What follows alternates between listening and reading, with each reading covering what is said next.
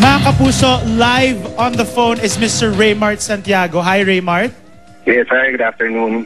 Raymart, nagpa-interview na kanina si Mr. Montulfo tungkol sa second video na kumakalat ngayon na halos 5 segundo lang ang haba.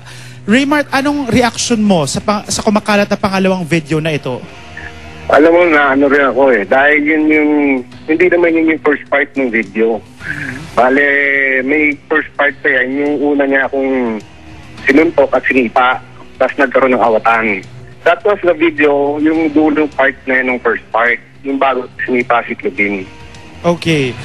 Yes, anong reaction mo, Raymart, sa mga sinasabi ng iba na dahil dito, may speculations na lumalabas na kampo niyong unang nanakit?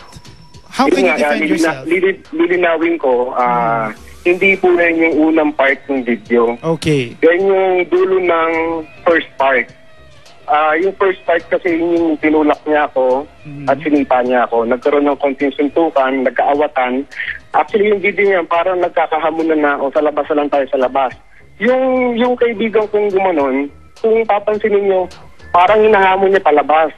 So, sa pagka-edit nila, parang lumabas na tumama. Pero hindi tumama. Yan yung parang sumapaw lang.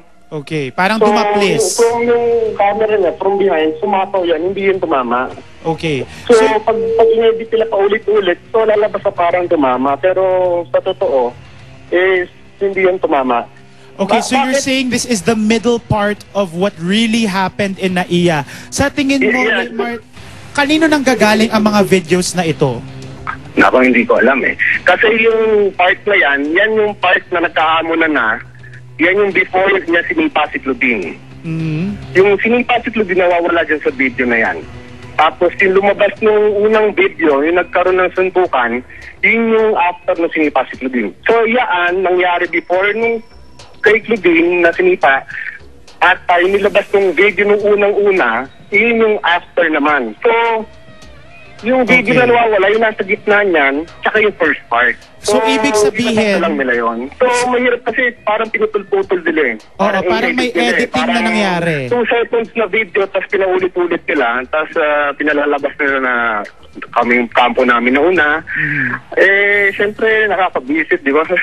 Well, total nandito na sa korte yan. So, doon na lang tayo magharap-harap. Pero Raymart, because of this video, sa tingin mo ba merong mas mahabang version nito na magkapatunay kung ano talaga ang nangyari? Nakikusap ako sa mga may hawak ng video, ilabas sila. Sa tingin ko, yung video na yan, napakaiksi, di ba? Meron naman siguro yung after niyan, yung paninipa niya kay Claudine, at bago yung nagkaroon ng suntukan. Okay, diba? Sabi ni ilabas nila kasi parang pilit na pilit parang nansuguldo lang yan tapos pinaulit-ulit lang nila parang hindi ko alam. Okay, sabi kasi ni Montulfo may nagbigay lang daw sa kanila ng video na yan. Kayo ba wala kayong hawak na proof or any videos on your end na magkapatunay kung ano talaga ang nangyari doon sa Naiya?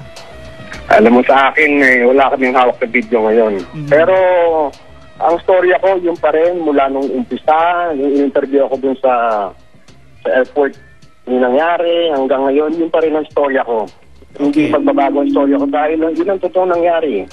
At yun ang pinresent ko sa korte. At lalabas naman din ng totoo Okay, ano mga susunod yung hakbang from this, Raymart?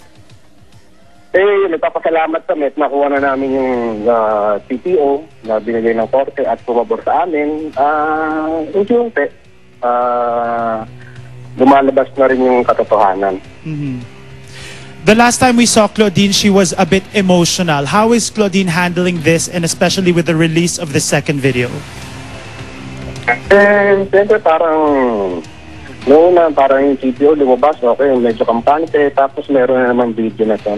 Siyempre nabibwisit dahil, pati ako nabibwisit dahil yung part na yung gitna. Kasi yung first part at yung dulo, nasa kanila. Imposible naman yung gitna na part na yun yung nawawala. Oo. Diba? So nananawagan din ng taong bayan na kung merong may hawak ng video na magkapatunay kung ano talaga ang nangyari dun sa Naiya, sana ilabas na ang buong video, hindi ba? Yes, maraming salamat. Nakikiusap ako. Sana kung sino may hawak ng video, I'm sure naman meron dyan may hawak dahil maraming tao na Yes. naandun eh. So sana, pinagbabasalan namin na ilabas na nila. Yes. Maraming salamat, Raymart, for your time this Salamat, afternoon. salamat. Thank you so much. At bukas po